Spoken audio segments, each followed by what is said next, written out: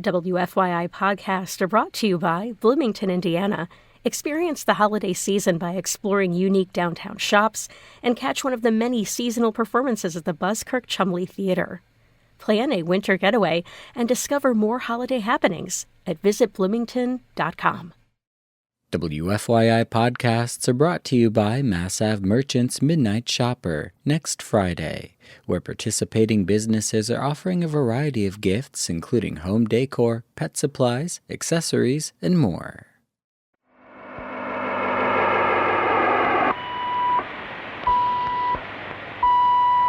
We're going to take a trip right now. Like we always do about this time. This is a journey into sound. Break it down. I'm Kyle Long, and you're listening to Cultural Manifesto. 51 years ago, the Beech Grove Indiana band Zerfas released their debut self-titled album. The band was led by brothers Dave and Herman Zerfas, who independently distributed the Zerfas record. The album was a flop at the time of its initial release in 1973. But over the years, Zerfas has attracted a strong cult audience. I need it higher, want it so bad. I need it higher. Today, the album is considered a lost classic of psychedelic rock music, and original copies of the LP have sold for thousands of dollars. A new album from the Logansport, Indiana rapper Id Obelus celebrates the legacy of Zerfas. The project is titled Safer Easy. That's Zerfas spelled backwards.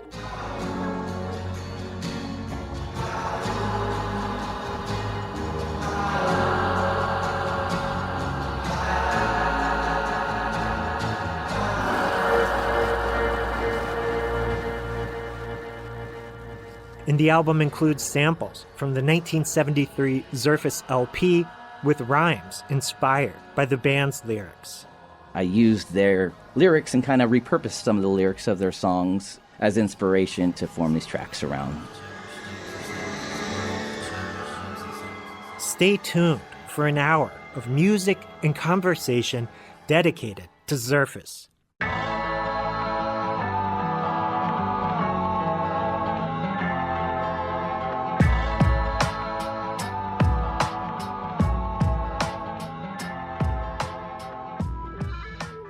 Up first, on this week's show, we'll listen back to my 2015 conversation with the late Moe Whittemore. Moe recorded and released the Zerfas album from his home studio in New Palestine, Indiana. And on the second half of the show, Id Obelus will join me to discuss Safer Easy, his hip-hop tribute to Zerfas. But first, let's listen to a classic track from the original Zerfas album. This is Zerfas with I Don't Understand. I understand you, 'cause I don't understand. Why don't you make sense? I'm living my life, spilling over with laughter, causing all my tears. That was the Beech Grove, Indiana psychedelic rock band Zerfas with I Don't Understand. That song was recorded and released by the late Moe Whittemore. Moe operated the 700 West recording studio and record label out of his family's home in New Palestine, Indiana during the 1970s. Moe recorded and released music from many important Hoosier bands at 700 West, including the funk legends Amnesty and the heavy metal pioneers Primeval. Moe was a classically trained musician and an electrical engineer with an appreciation for experimental music. Moe Whittemore died in 2022. he was 87 years old. Up next, we'll listen back to an excerpt of my 2015 conversation with Moe.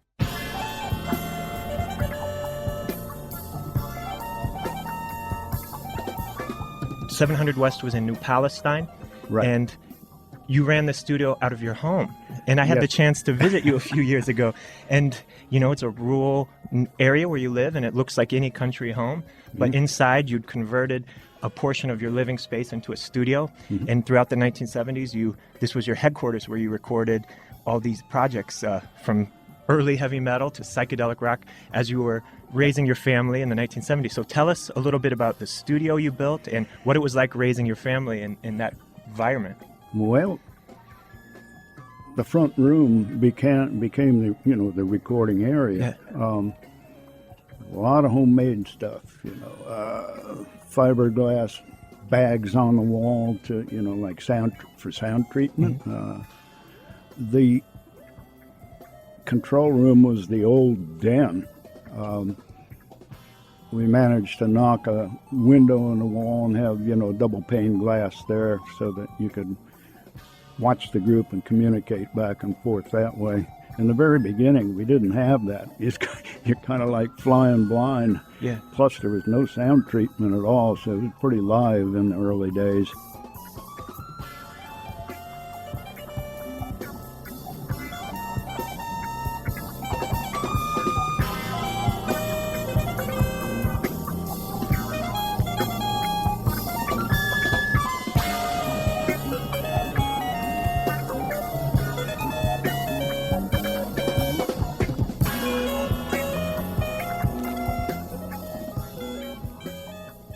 You're making it sound so simple, and despite the fact that you had a lot of homemade equipment that you kind of rigged, and despite the fact that you recorded this in your den, these recordings you made have a reputation for being of superb quality. And, that's part of the reason why collectors gravitate towards your label, because when they see that 700 West production credit, they know it's going to be interesting music that was well recorded. So how were you able to produce such high quality product?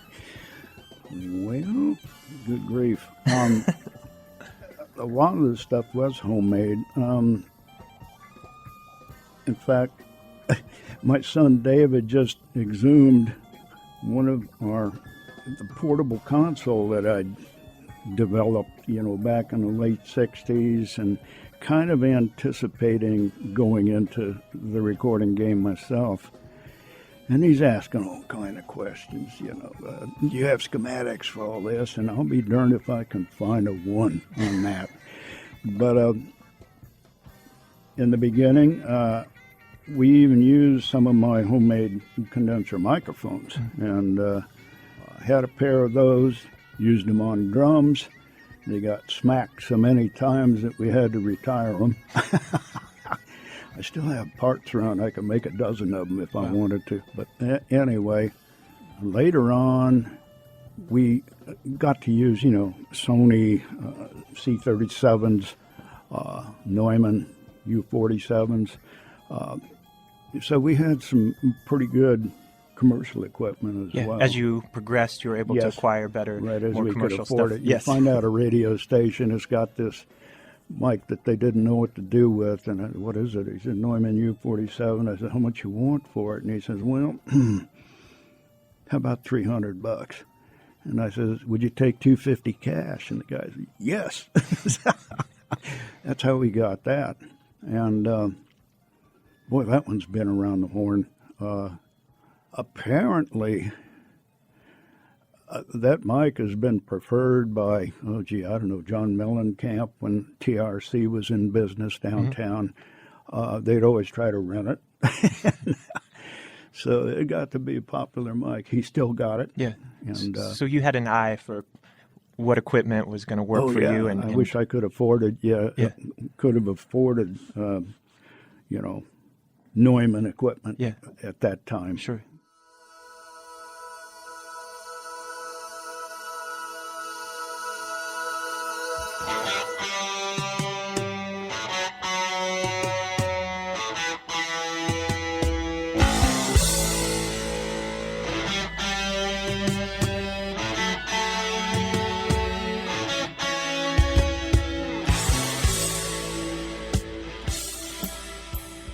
I'm sure some pretty wild characters came through your house to record music. Like I said, you produced one of the first heavy metal albums in Indiana, Primeval. Yeah. You produced a lot of psychedelic sort of rock from that period.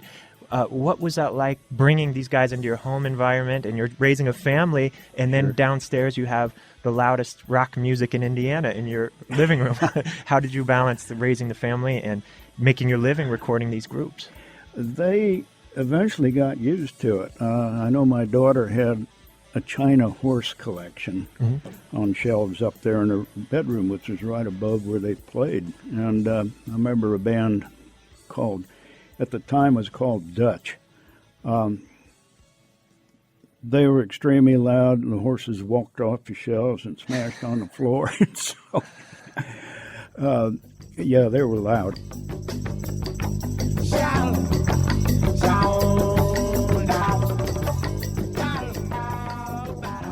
The only other thing that would freak them out, maybe 2 o'clock in the morning, you'd have horn overdubs, so you wouldn't have any loud music, and all of a sudden, out of nowhere, you hear, you know.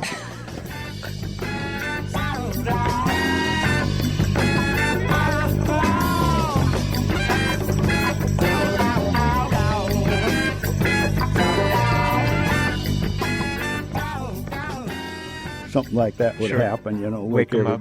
Yeah.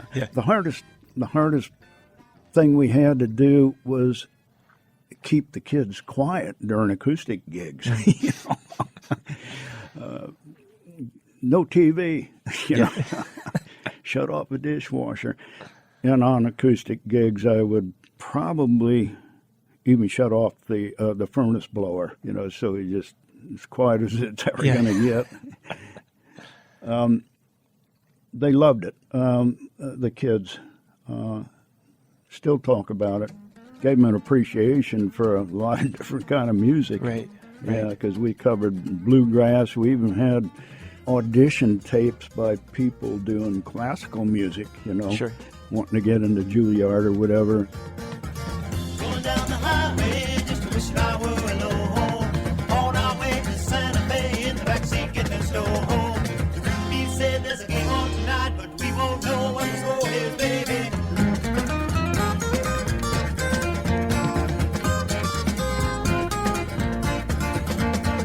Nighttime finds us in a different city, singing our songs that over them tonight ride.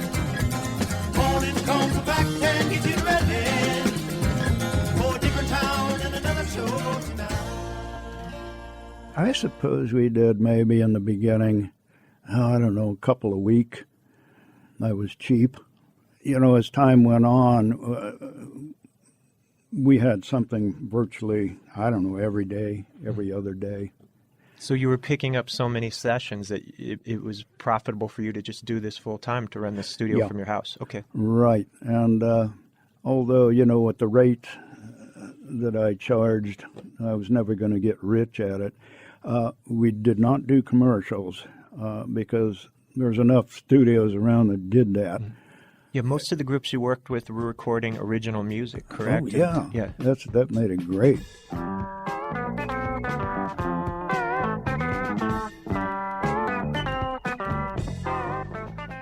Many of the artists that came into the studio to record, you ended up issuing their music as a 45 record or a 33 RPM record. Yeah. I'm curious, at what point would you decide, I really like this, I want to put this out? What kind of factors led to you releasing certain artists on your label? If it were going to be on my label, Yeah. I had to really like it. It had to be kind of unusual. Rock and roll, but with a slight twist that differentiated it from the stuff that was out at the time, but not too far out, you know. In this era, in the early 70s, when you started this label, and you know, we now have a really intricate system of independent record companies and dealers, and there's a whole culture for independent music now. At this time, that didn't exist. So, I mean, I assume the artists were selling these records out of the back of their trunk after shows. And I mean, certainly everyone wanted to succeed, and you worked with so many talented artists. When you were putting these records out, was there a hope kind of in the back of your head that one of these would take off and sell 100,000 copies? One thing I did do was keep in circulation the best stuff, whether it's on our label or not, send them out to publishers. Try to get a hit.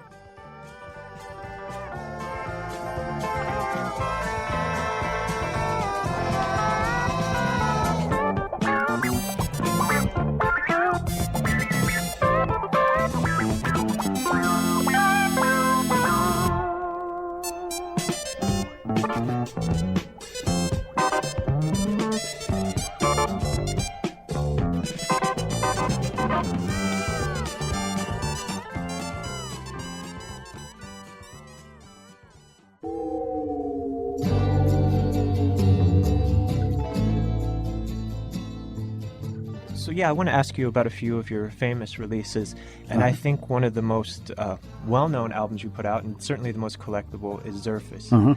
I don't know how many sold at the time of release, but it's gone on to be reissued several times. It's been bootlegged all over the world, in Europe and in Asia too. I think there's bootlegs floating around. And I mentioned this at the beginning. It sells routinely for $1,000, and I saw a copy sell for I think $3,000 just last November. Really? So there's still yeah, this. because I know I saw one for $2,000. Yeah. If it's sealed, Yeah. of course. And a local psychedelic music scholar here named Stan Dinsky has called the LP the Sgt. Pepper of the Midwest. And he's alluding to not only the great songwriting of the group, but your inventive production techniques. And I want to play a little clip right here, and this kind of demonstrates some of the atmosphere you were creating with these homemade synthesizers and things. And let me just play a clip of this.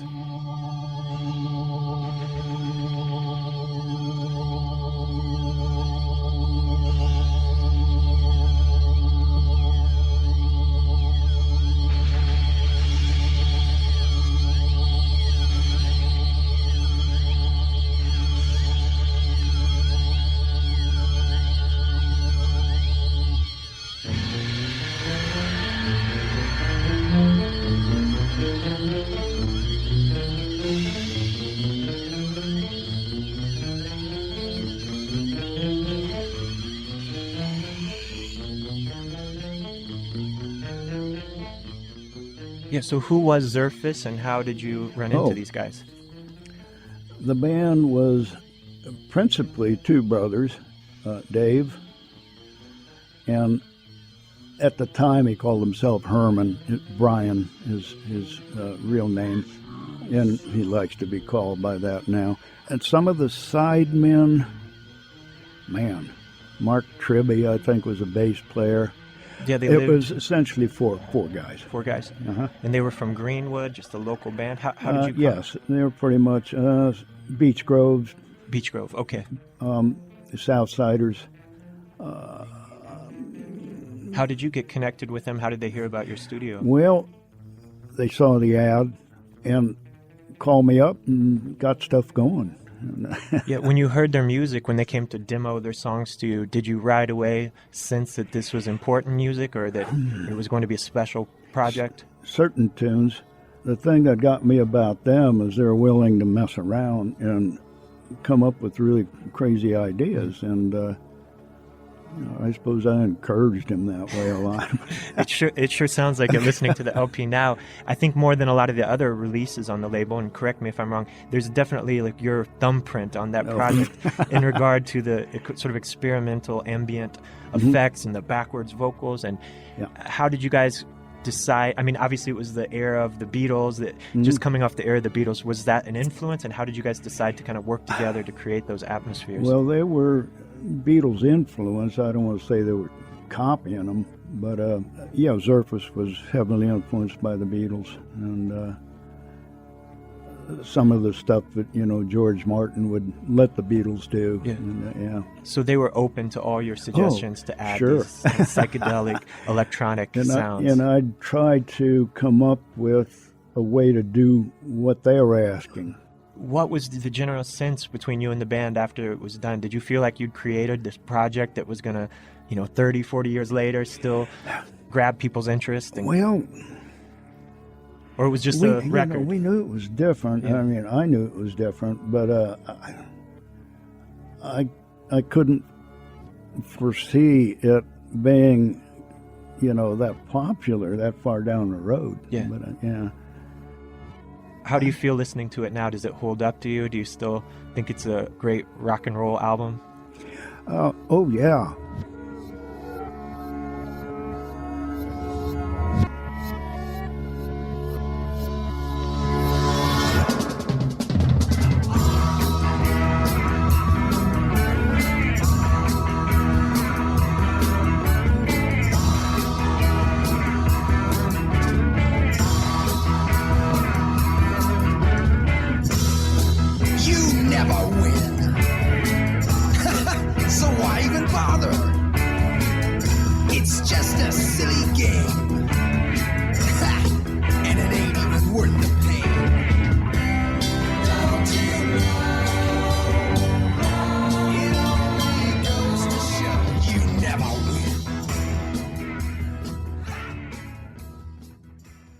We've been listening back to my 2015 conversation with Moe Whittemore of 700 West, a studio and record label Moe operated from his family's home in New Palestine, Indiana. Let's hear another track from Zerfas. This is The Piper. Open your eyes, my restless children. See what I found while looking for heaven. Give me your hand and drift within me. The piper will open your head. Cultural Manifesto will return after this short break. WFYI podcasts are brought to you by Mass Ave Merchants Midnight Shopper next Friday, where participating businesses are offering a variety of gifts, including home decor, pet supplies, accessories, and more. I'm Kyle Long, and you're listening to Cultural Manifesto. On this week's show, we're celebrating the 1973 self-titled debut album from the Beech Grove, Indiana psychedelic rock band Zerfas. Up next, I'll talk with Id Obelus, the artistic identity of the Logansport, Indiana underground rap artist Rick Haschel. He has a new album out that pays tribute to the artistic legacy of Zerfas. The project is titled Safer Easy. That's Zerfas spelled backwards. The album includes samples from the original 1973 Zerfas LP with rhymes inspired by the band's lyrics. Rick will join me in a moment, but first, let's hear a track from the Safer Easy album. This is The Surface. We barely touch the surface of human purpose, yet we curb surf daily. Maybe we're just chasing urges, maybe we're just making trouble subtly, huddling, formulating a plot to stop cuddling snot rags.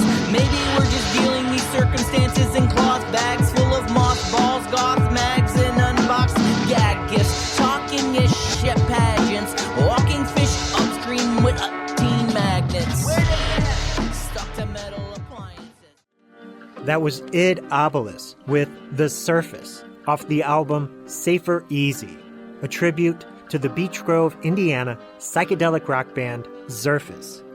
Id Obelus is the artistic identity of the rap artist Rick Haschel. Rick has a long history in Hoosier music, performing with groups including Creatures of Habit, Random Art Projects, Dunn, and Hoosier Apex. He's also served as the vice president of the Indianapolis label Audio Recon. I recently spoke with Rick. Let's join our conversation as we discuss his early years in music.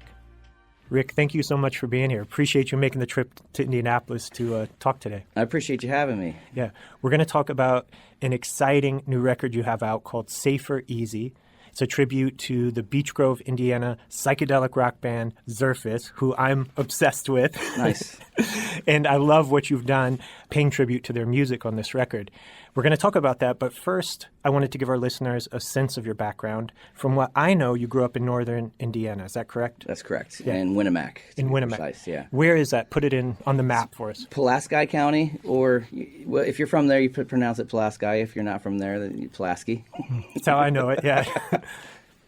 And so it's north central, 2.5 hours south of Chicago, about 2 hours north of here, an hour from South Bend, smack dab in the middle of the cornfields. A population of about 2,000 people in Winamac. Was there any kind of music scene there when you were a teenager growing up? Not at all. I started trying to rap in the late 80s, but there wasn't much of a music scene. A few, high school band, guys that would, but not a scene whatsoever. A few kids trying to make music. So you were in middle school when you were starting this, essentially? Yeah. Or high school? How old I was were you? about 12 when I first started to record myself. Yeah. But yeah. What was that like, doing that in sort of an area that was, Winamac is not known as a hotbed of rap music. No. What was that like, immersing yourself in the music there? How did you do that? What got you into rap music, and how did you get to the point where you were able to create it on your own on some level? It took me a long time before I really was able to create it on a professional level on my own. So when I was in the younger years, I was using tape recorders and playing instrumentals off of the B side of a cassette would have an instrumental on it, and I'd set up another tape recorder beside that and record vocals to it. It was me trying to emulate what I was hearing. I got into rap music, I think, when it started to commercialize and hit the mainstream, and breakdancing became, popularized. And so I don't know how I became so obsessed with it, because there was like 3 of us at my school that liked rap music. We got ridiculed for it, and we were definitely outsiders, but I was just infatuated with it. It was just so different from, the music I heard and everybody was listening to, and I just kept going deeper down a rabbit hole of discovery, buying random rap tapes from the general store, which is a lot of mainstream stuff but yeah, I just was watching Yom TV raps. I just became infatuated with it for some reason. Mm-hmm. Who were some of the artists that you gravitated to that ended up exerting some influence or providing inspiration for you? So I was in the Juice Crew All Stars fan club in my youth. So like Big Daddy Kane, wow, and MC Shan and all those guys, Biz Markie, Eric B. and Rakim were on the list. The Beastie Boys, Run DMC. Run DMC would have been probably the first rap tape I owned, was Raising Hell. The list goes on and on. I literally was obsessed with rap music and all the different styles.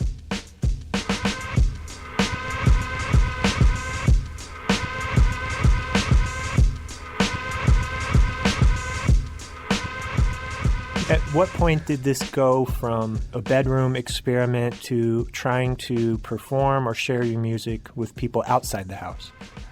Fast forward many, many moons, because I would still say I'm much of a bedroom artist to this date, but it wasn't till early 2000, late 90s, till I actually, when the internet made it easier to put your music out there online, when I started to learn to record with digital audio recording software. I never could afford equipment or knew even what equipment to produce rap music with when I was younger. So like I said, I was using primitive methods of writing and recording raps up until the late 90s, early 2000s. So I had written pages and pages of raps and had no way to actually record them. So I guess as the internet and computer technology made it more feasible and accessible to create, and that's when I started. Asleep with no mattress attached to my back. The rain trickles rhythms through the cracks in the ceiling and it's splashing my face, erasing any trace of actually feeling relaxed. Peeling back new rappers to discover old products. That's so common in this cold, dark closet to be totally and completely freaking honest. Rick, I want to ask you about your latest album as Id Obelus, a record titled Safer Easy. This is a unique album. It pays tribute to the Beech Grove, Indiana psychedelic rock band Zerfas. In 1973, this group recorded an incredible album at the home studio of Moe Whittemore in New Palestine, Indiana. They pressed up just a few hundred copies. It didn't get very far. But over the years, this album has become a major collector's item for fans of psychedelic rock music or just rare, strange records in general. How did you become familiar with the music of Zerfas? Okay, much like my personality with the rap music and anything, I go deep down rabbit holes when I discover a type of sound or art I like. And I don't know when I became super obsessed with psychedelic rock music, but I like creative experimental sounds, and I started looking into. I'm a fan of Pink Floyd and a fan of the Beatles' work, and any, 67, the psychedelic era of music. I was really infatuated with it. So I started going down rabbit holes on the internet, discovering stuff, and was kind of curious, like, has anything ever came out of Indiana? And started, searching that, and discovered that record, I think, through internet searches. And actually found your interview with Moe Whittemore and learned a lot about it that way. So I just love this record. It has it tickles all my fancies. I like the little nuances and strange, I like experimental records that still are cohesive and have, fun, catchy melodies, and it has all those things. It, has a lot of left field, really, for the time, I think, creative methods of sound. So I love the record, and I always, coming from a hip hop world, it's hard to find things that haven't been sampled before. And I'm like, I instantly wanted to sample pieces of this thing. And then the more I listen to it, it's like, I'd really like to give this record some, an homage and put some effort. Like every song on here is sampleable in my mind. So for years, I had this kind of in the back of my mind that I'd like to gather some Indiana artists together and let's pay homage to this record. And I wanted to do it, it was coming up on the 50-year anniversary of it. I thought it'd be really cool to put out this, sort of tribute to them. So somehow I'm recluse at the time, living up in northern Indiana, and just kind of lost connections with a lot of guys I was working with within the state, and started working with a lot of guys out of Canada. And it only made sense to work with who I was comfortable working with when I really wanted to put this project into play. And I was shopping it to some producer buddies of mine, a bunch of them. There's a few of them that are from Saskatoon, and Dren answered the call, my friend Ian from Saskatoon, and he was very into the record. Obviously, it's the first time he's hearing it. These guys have never heard this record before. But he was very inspired, and next thing you know, I've got 6 beats in my inbox that he's sampled. So that's how it kind of took legs.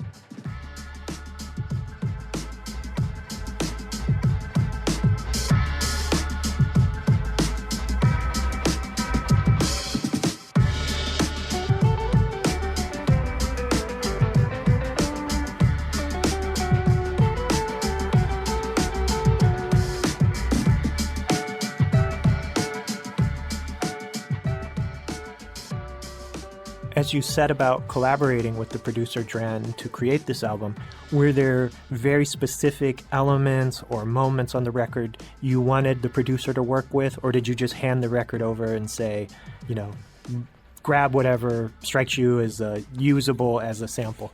Both. I handed it to him and said, do what you will. He had full liberties to do what he would, and then some of the stuff that might have got missed that I really wanted to hear, that I plugged it in the little connector pieces. So. Mm-hmm. You dedicate the album to Moe Whittemore, who produced the original Zerfas album. He also released it on his label, 700 West, which was also the name of his studio.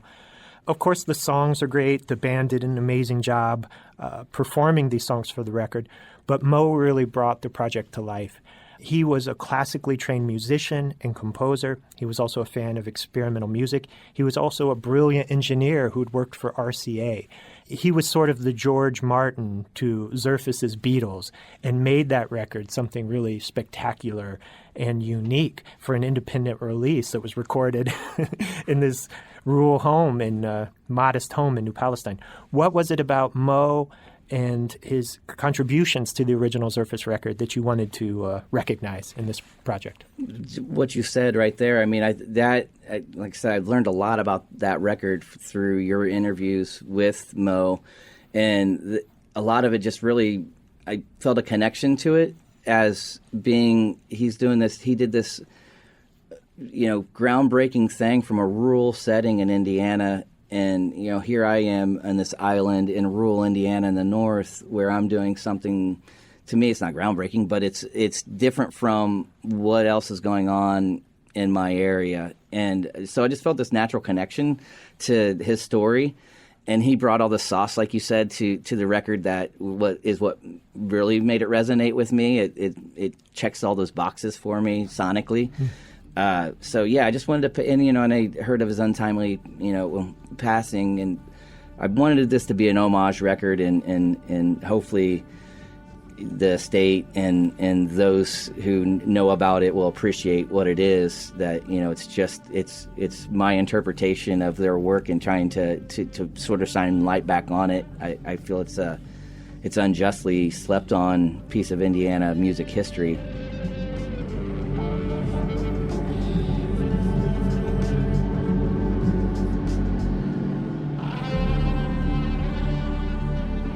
In your reimagining of this music, what did you want listeners to take away, or what did you want to say about this music or add to it? When I put this out, it was probably the first record I focused on in a long while. Like I said, I took a little hiatus from making music, and I think one of the reasons, aside from raising children and having other priorities in life, it was just kind of a disenchantedness with music, and I guess having sort of false expectations of what, you always have these, as an artist, you want it to make a career out of it. You want it to be the thing you get to do all the time. And those for more than that get the opportunity to do that, we don't get to. And so it's like sort of venting out those crushed dreams in this record. And I just, like I said, I felt like this kinship with what he was doing at that time. And I also felt like it blows my mind that not a lot of people know about this record, and I think it's just as good as lots of things that everybody knows about. So I tried to actually be inspired by their lyrics, and I took pieces of the songs, and I not necessarily felt like I was staying on the same topic, but I used those as words of inspiration to kind of spew out my diatribe of sort of self-loathing or whatever, and coming to terms as where I am as an artist, and why I do what I do, and choose to express myself this way. So I used their lyrics and kind of repurposed some of the lyrics of their songs and as inspiration to form these tracks around.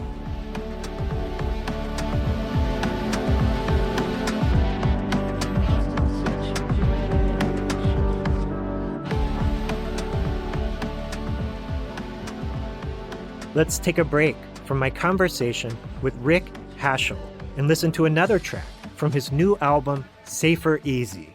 This is Hostage Situation. And we felt like hostages, caught up in the hypothesis, head stuck in the sands of time, ostriches, finally getting our legs as my moccasins, beg to differ, all withered and worn, form opinions with ligaments torn, scorned and scuffed, enough juice up in our fruits to bust, such things are essentially sus, and it's just us versus them versus us, word, there's just no discussion, no more morons are just unjust.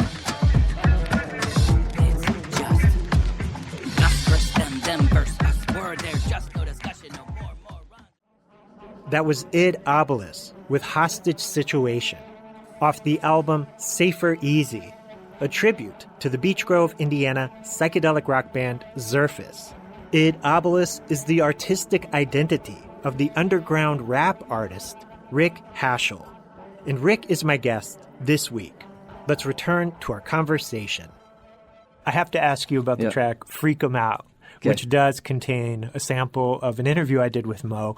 I asked him about his family's, because he was raising kids while he was recording these wild and crazy Indiana bands in his living room. And I asked him what his family thought about it. And I think he said they loved it, except once in a while the horn parts would wake him up in the middle of the night and freak him out when he was recording brass bands. Yeah, tell me about this track, Freak 'Em Out. That was entirely Dren.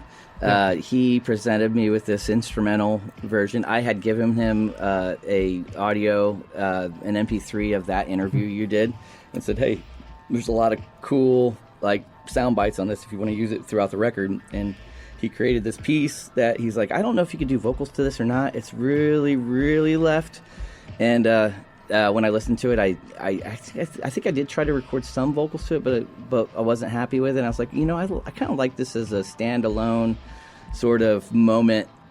Still let the record breathe, and kind of it's just it goes left. And I felt like that was needed on the record to sort of match what Zerfas was to me. It has moments where it kind of goes sort of into an atmospheric space, and I thought that was a cool way to, the way he utilized that sample. It worked really well, and so that was hats off to Dren for making that piece. It's a cool track. Work. Yeah.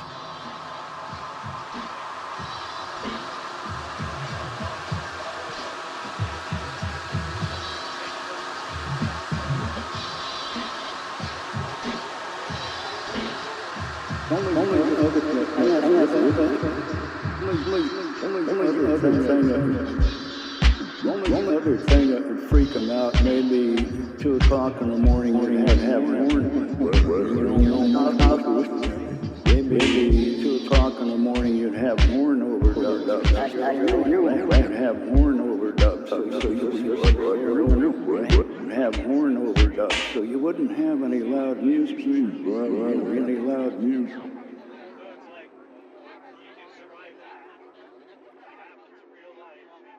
The final track I wanted to ask you about is the album's closing cut, This Posse Has Hope. Tell me about this piece. So I'm a sucker for a posse cut on rap records. Going back to the Juice Crew, right? Right, going back to the Juice Crew. I'm a rap aficionado, so I like hearing various styles of MCs and styles and the way different MCs approach their craft. So I am a sucker for hearing that on one song together, where you get a different set of diverse voices. So I pitched that to Dren, that I definitely wanted to do a posse cut for this record, and Dren. It was his sample selection to make the track, and he's like, "Hey man, I think this will work perfect for the posse cut," and I totally agreed. It's awesome closer. It's like one of my favorite samples. Obsessed no less in essence, the fool for rhythmically rhyming and spoken word. If you prefer to open your mind with a potion first, cool.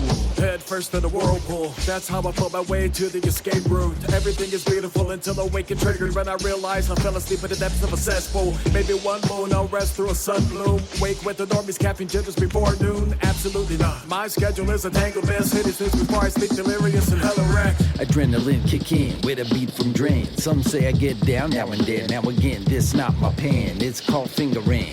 More like thumb play. Listen to the drums play. Cosmic. Rick, I think you did an amazing job interpreting this music in the hip-hop idiom. I really encourage people to go listen to the original 1973 Zerfas album. It's all over YouTube. And then check out your album, which is available on Bandcamp and other streaming services too as well. I've been listening to it on Bandcamp. Until Zerfas tells me to pull it, and I'm cool with that too. I just want them to, I want their record to be heard by more. So yeah, you did a great job. Any final thoughts you want to share before we close out here? No, I appreciate you having me. Like I said, I just wanted you to hear this record. I didn't expect you to put me on your show, and I do appreciate it, and I thank you for shining a light on it. I hope people appreciate it. I love what you've done, and I hope you continue making interesting music, and appreciate you for taking time to be here. No problem, man. Appreciate it. Thank you.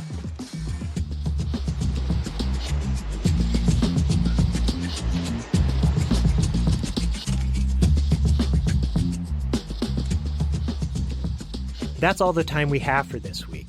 Thanks to my guest, Rick Haschel. Check out the Cultural Manifesto podcast at WFYI.org or wherever you listen to podcasts. Cultural Manifesto is hosted and produced by me, Kyle Long. Thank you for listening.